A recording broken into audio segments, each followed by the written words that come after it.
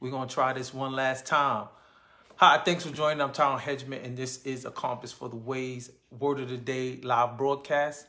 I always like to begin the broadcast off with the scriptures from Hebrews chapter 8, verses 10 through 11, where it reads, "For this is the covenant that I will make with the house of Israel after those days, saith the Lord.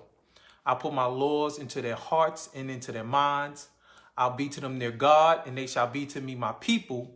And no longer will a man teach his neighbor nor his brother, saying, Know the Lord, for all shall know me from the least to the greatest." I encourage you all to know the Lord for yourselves. Going to a building on a particular day does not mean that we know him. We'll know him because his laws will be placed in our hearts and in our minds. A compass for the way is for the remnant and their generations, those who have spent their lives seeking the Lord, know God, and have been led by the Holy Spirit to walk alone, but not on your own. I invite you to fellowship with me in my home in the hopes and prayers that our generations to come will declare as one body of Christ, I am the church and my life is my ministry. It looks like the connection is working good. This is like my third attempt, so I'm going to go ahead and go on with this word of the day. The connection seems to be holding this time. I deleted all those other bad takes, if so to say, on giving this word of the day. But my word of the day today, I titled Good Business. I titled this word of the day, Good Business. And this word is so great because it's applicable to how we do business in our church body. It's applicable to how we do business in America. It's applicable to how we do business in this globalized economy. How we do business. And the Bible gives us a prime example of good business. It gives us a prime example of good business because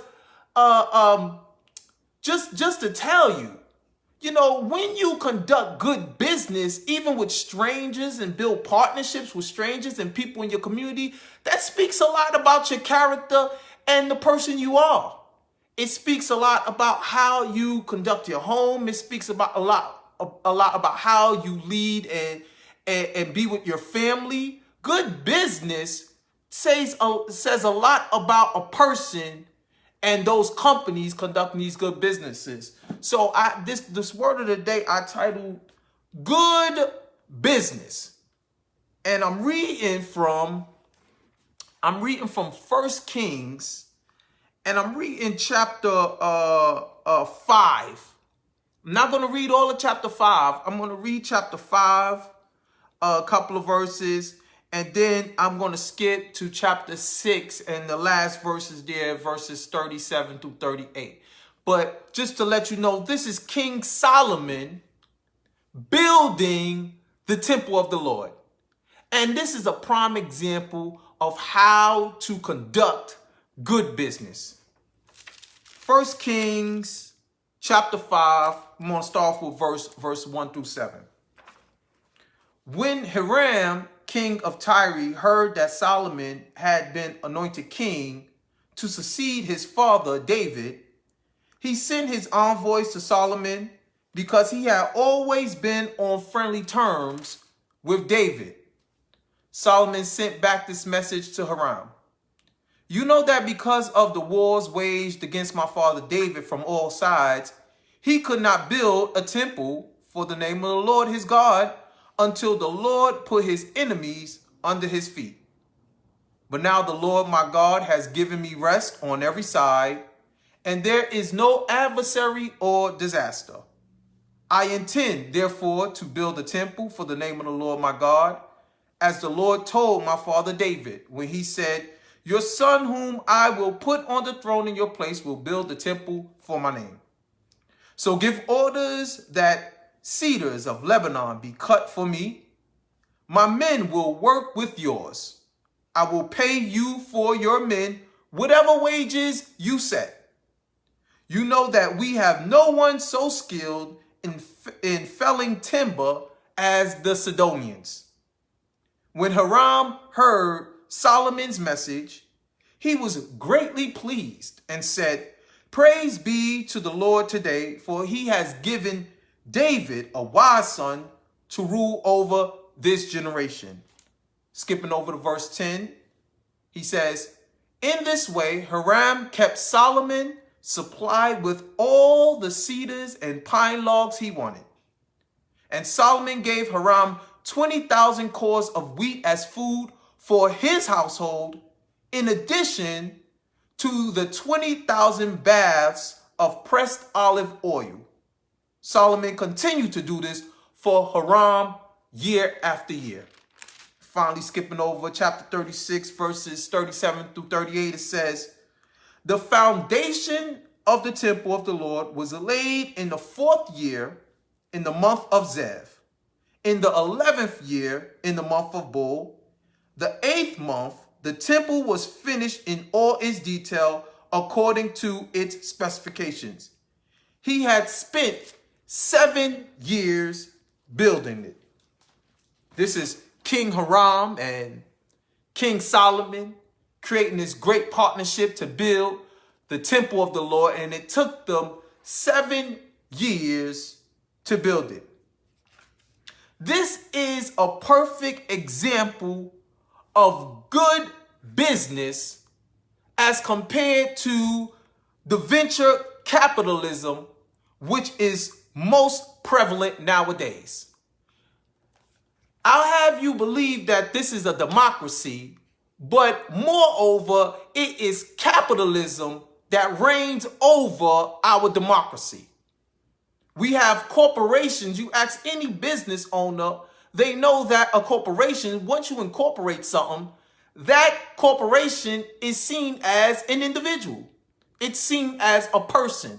So you build in these large corporations with these fictitious people, and you have this capitalist, this venture capitalist attitude going out to profit the corporation. Venture capitalism sucks a business and partnerships dry, paying workers the minimum wage if that they can pay. They limit health care, sick days, etc., and absorb all the profits to the top.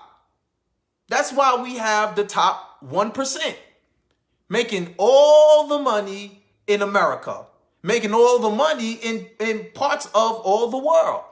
This is a venture capitalist mentality, and although we think we live in a democracy, it is venture capitalism that is running the show. In good business, however, all partnerships are healthy. Everyone prospers. Both businesses flourish from the partnership. Workers are paid fair wages, and families and communities do well. This is good business. Good business is also generational.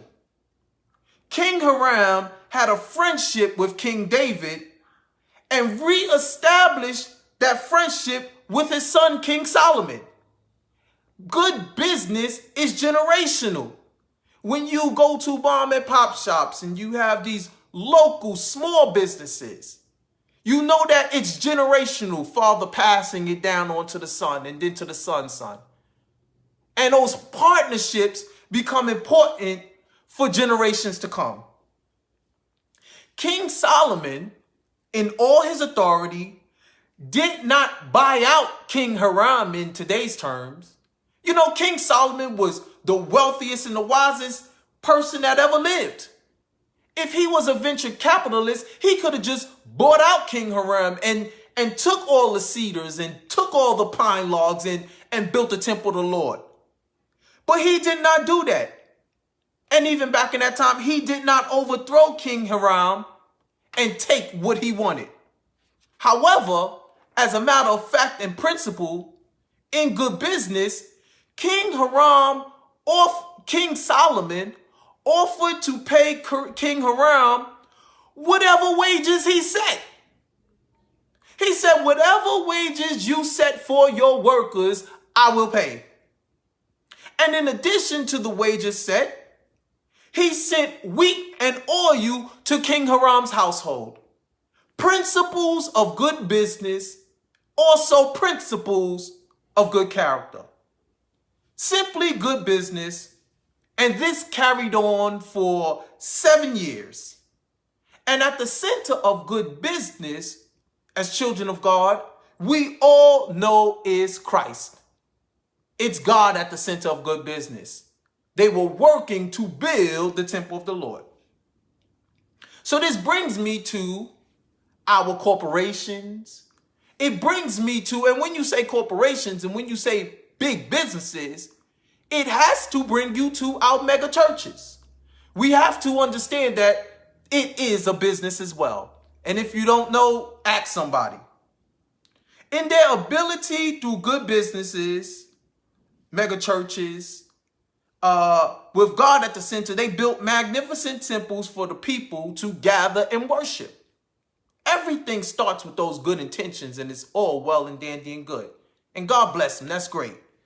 But however, just like King Solomon, in his love for money, and in his love for women, he loved women. In his love for women, he began to erect statues and temples for their gods. His heart was not completely devoted to the God of Israel any longer.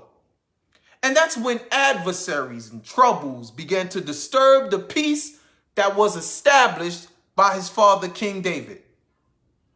And we can see the same thing with some of the mega businesses and mega churches of today. Hearts not fully devoted to God. Hearts not fully devoted to caring for the people. Hearts not fully devoted to taking care of communities and the land. There's a heart after power, authority, and money. Well, you say, Tyrone, how can you make this claim? Well, I can make this claim based on two things. One thing is experience. Have you ever been a part of a church business meeting? You know, as a young Christian, the first church business meeting I attended nearly broke my heart. nearly broke my spirit. I looked around the room and said, are these saved people in this room? Through one, I'm having that connection issue again, but through one experience, I can say this. And the second way I can say this is through observation. Simple observation, children of God. Simple observation. Nearly 70% of evangelicals support Donald Trump as president, who is a well-known venture capitalist. He operates on the edge of the law to squeeze out every dime from every businesses and all communities. The good business that we observe here with King Solomon and King Hiram centered in God and was healthy for everyone involved. Workers were paid fairly for a day's work. Households were blessed, and communities and relationships flourished. That's good business. What we see happening in our capitalist society today is not.